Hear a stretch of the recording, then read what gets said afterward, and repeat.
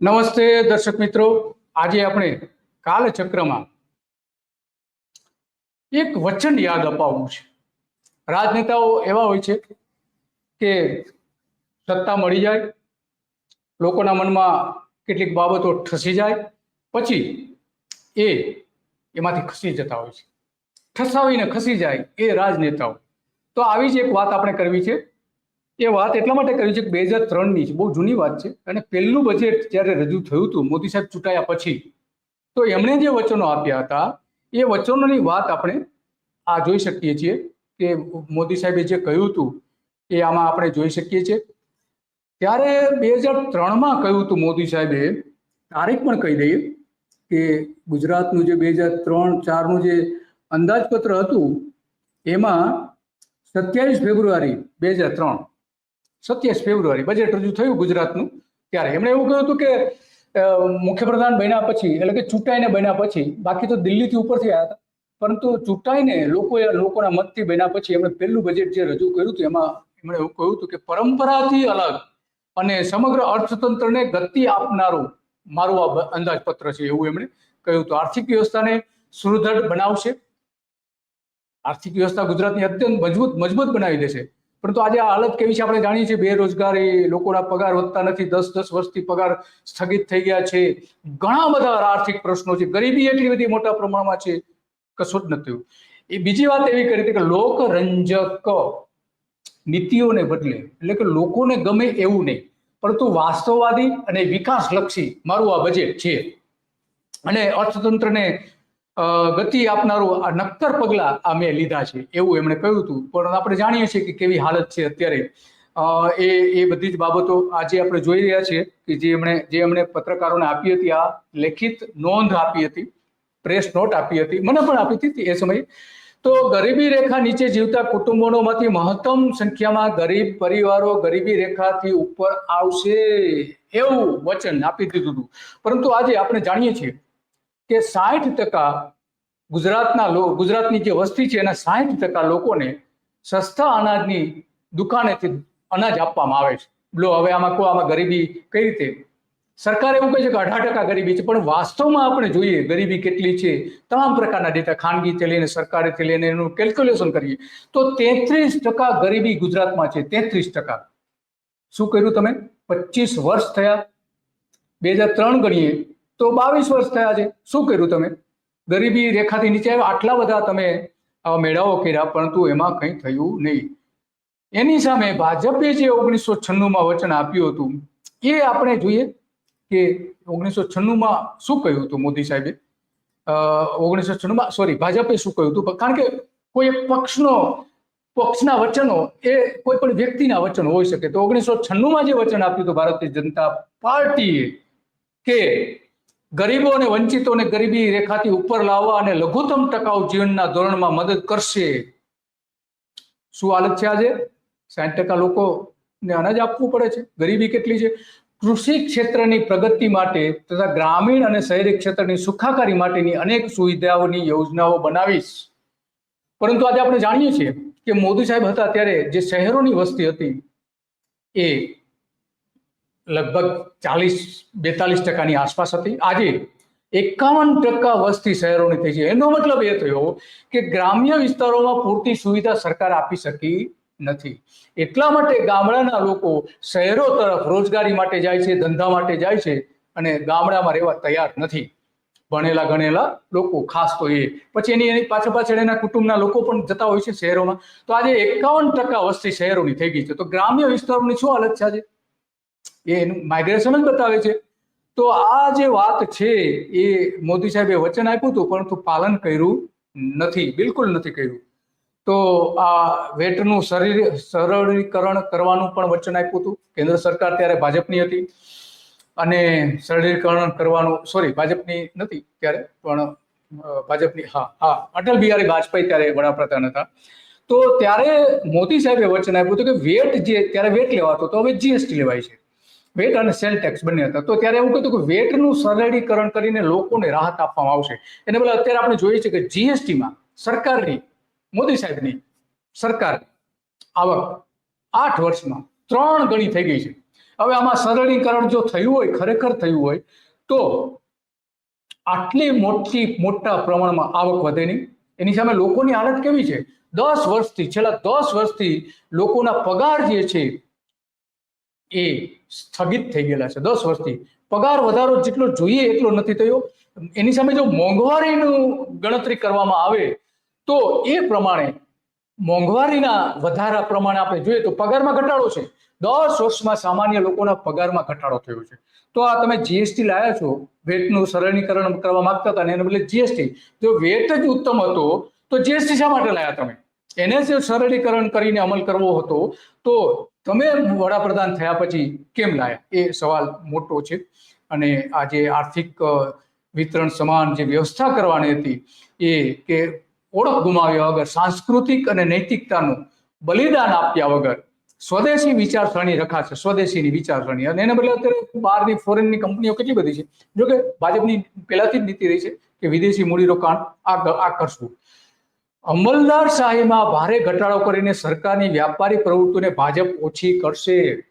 એને બદલે સરકાર વધારી રહી છે. ચારે બાજુ વેપારીકરણ જોવા મળે છે.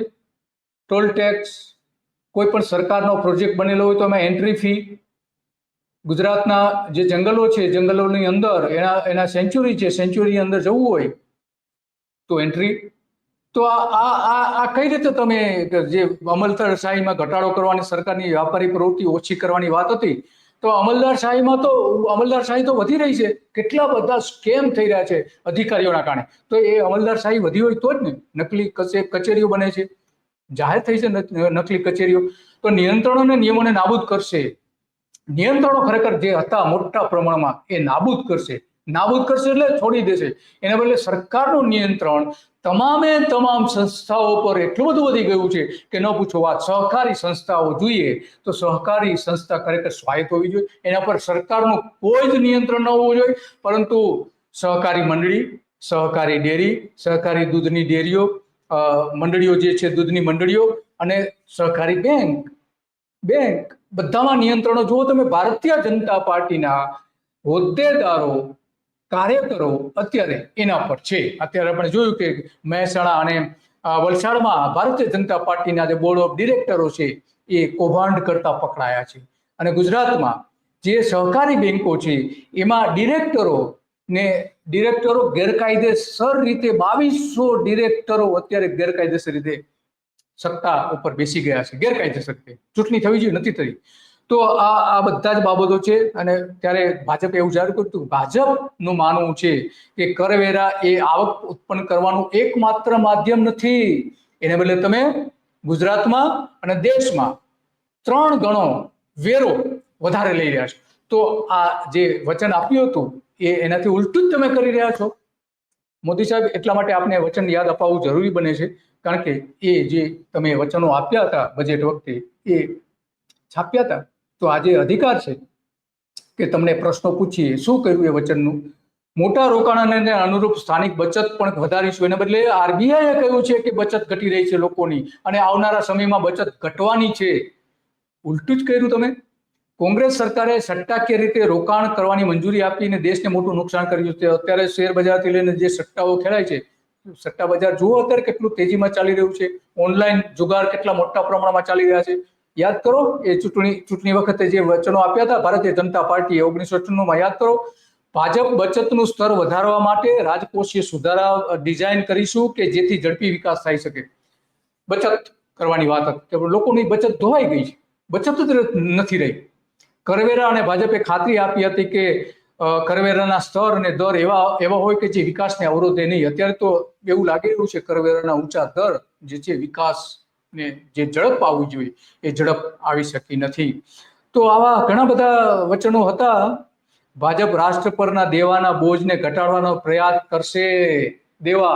આજે ગુજરાત સરકારનું દેવું જે છે પ્રત્યેક નાગરિક ઉપર આવતા વર્ષે 1 લાખ રૂપિયા થઈ જવાનું છે, પ્રત્યેક નાગરિક ઉપર. અને સરકારનું જે બજેટ છે 4 લાખ કરોડનું જે બજેટ, એટલું જ દેવું છે. તો તમે જે વચન આપેલું યાદ કરો. રાષ્ટ્ર પરના દેવાનો બોજ ઘટાડવાની વાત કરી હતી. એને બદલે તમે તો જે અગાઉના વડાપ્રધાનોએ જે દેવું કર્યું હતું, અત્યાર સુધીના તમામ વડાપ્રધાનોએ જે દેવું કર્યું હતું એનાથી 2 ગણું દેવું મોદી સાહેબ તમે કર્યું છે. યાદ કરો એ વચનો, કેમ ભૂલી જાઓ છો? પ્રજા નહીં ભૂલે. ભાજપ સામાન્ય માણસ દ્વારા ઉપયોગમાં લેવાતી મોટી સંખ્યામાં વસ્તુઓ પર એક્સાઇઝ ડ્યુટી વધારશે. મોટી સંખ્યામાં એક્સાઇઝ ડ્યુટી વધારશે નહીં તો એના બદલે આપણે જોઈએ છે કે વેટ દૂર કર્યા પછી જીએસટી આવ્યું છે, તો એમાં જીએસટીમાં 3 ગણી આવક થઈ છે. ક્યાંથી થઈ? ભારતીય રિઝર્વ બેંકને સ્વાયત્ત રીતે કાર્ય કરે એની ખાતરી ભાજપના નીતિ ઘડનારાઓએ આપી હતી. એને બદલે ઉલટું જ થયું. યાદ છે ગવર્નરોની લડાઈ, ગવર્નરને કાઢી મૂકવા, ગવર્નરને નોટો છાપવાથી લઈને જે બધું કર્યું હતું, તો એ જે નોટનું આખું નોટ રદ કરવાની જે તમે પ્રવૃત્તિ કરી હતી એના કારણે ભારતનું અર્થતંત્ર લગભગ ત્યારે ઠપ થઈ ગયું હતું ને એની અસર આજે પણ જોવા મળી રહી છે. તો રિઝર્વ બેંકને સ્વાયત્ત રાખવાની વાત કરી હતી, એને બદલે રિઝર્વ બેંક ઉપર તમે પોતે કેટલાય ગવર્નરો ઉપર દબાણ વધારીને ધાર્યું કરાયું છે. કાળા નાણાં, હા યસ, જો આ કાળા નાણાંનું જબરજસ્ત વચન આપ્યું હતું કે એનું જે કાળા નાણાંનું સર્જન થાય છે એ અટકાવવા માટે ભાજપ કડક પગલા ભરશે. શું થયું? હમણાં જ સ્વિસ બેંકનો રિપોર્ટ આવ્યો કે ત્યાં નરેન્દ્ર મોદી સત્તા પર આવ્યા એના કરતા 3 ગણા કાળા નાણાં સ્વિસ બેંકમાં જમા થયા છે. ક્યાં ગયા કાળા નાણાં તમારા? અને એટલા માટે તો તમે ચલણી નોટો રદ કરી દીધી હતી. તો શું પરિસ્થિતિ છે આજે એ અત્યંત મહત્વનું છે. એટલા માટે આપણે જાણીએ છીએ કે મોદી સાહેબ જે કહે છે એ કરતા નથી અને કરે છે એ કોઈને કહેતા નથી. આ આપણે વારંવાર જોઈએ છીએ કે મોદી સાહેબને સન્માનો કરવા બહુ ગમે છે, ભલે કરોડો રૂપિયાનો ખર્ચ થાય. બીજી બધું કરકસરના પગલાની વાત હતી. કરકસરના પગલા તો સરકારે ભરવા જોઈએ, નથી ભર્યા. આજે જુઓ તમે 45-47% જેટલું ખર્ચ સરકારને વહીવટી ખર્ચ થાય છે, બધા જ પ્રકારનું, વ્યાજથી લઈને બધું જ. પ્રજા માટે સરકારને જે આવક થાય છે એને 50%, માત્ર 50%, આ રીતે વૈભવી જીવન પણ જીવવું છે મોદી સાહેબને. 50% માત્ર ખર્ચ જે કંઈ આવક થાય છે એને પ્રજા માટે વપરાય છે, નાગરિકો માટે વપરાય છે. એમાંથી 50% જે વપરાય છે એમાંથી અડધો અડધ તો ભ્રષ્ટાચારમાં જતું રહે છે. આ નરેન્દ્ર મોદી જ્યારે નવા એ આયા હતા રાજકારણમાં ત્યારની જે જોઈએ છીએ કે મોદી સાહેબ જે કરે છે એ કરતા નથી, ભાજપ જે કહે છે એનાથી ઉલટું કરે છે. તો આજે કાલચક્રમાં આપણે સવારમાં આની ચિંતા એટલા માટે કરવી પડે છે કે નેતાઓ વચનો આપે છે, બજેટોમાં મોટા પ્રવચનો કરે છે, પરંતુ છેલ્લે તો લોકોએ જ ભોગવવાનું છે. લોકોની આવક જતી રહી છે, ગરીબી વધી છે, બધું જ થયું છે.